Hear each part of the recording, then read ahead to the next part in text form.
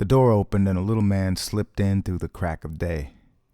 Hunched over and limping, he hobbled into the seat next to John, ordering a beer with a raised finger.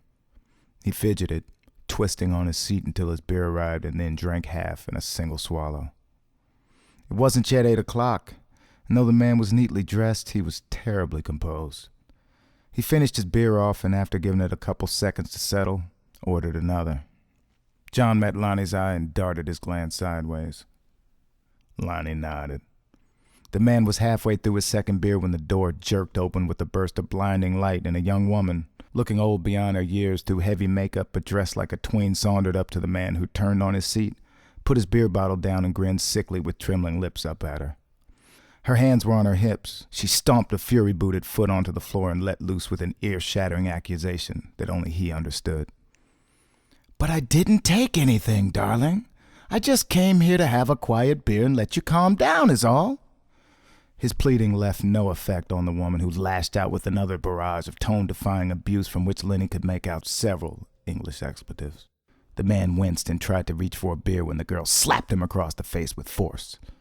Doubled forward, he held his cheek, choking a sob in his throat.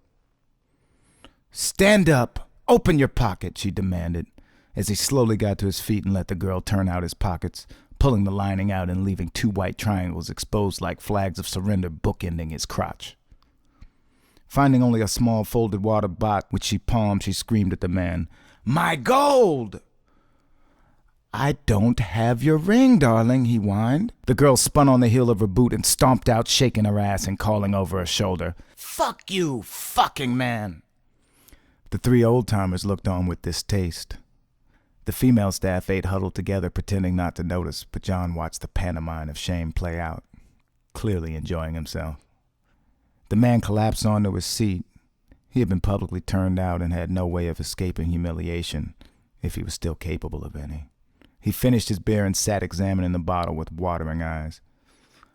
"How's the missus?" John asked, shattering the silence. "She took all the money. I don't even have enough to pay for these 2.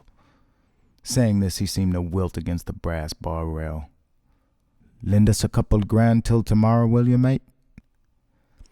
"You know I never lend money, 'cause I never get it back. You're a deadbeat, Frank," John the complainer tittered. Frank buried his face in his cupped hands and moaned. There seemed to be no bottom to the depths he could sink, even to the point where John no longer enjoyed his pain and flipped out his wallet.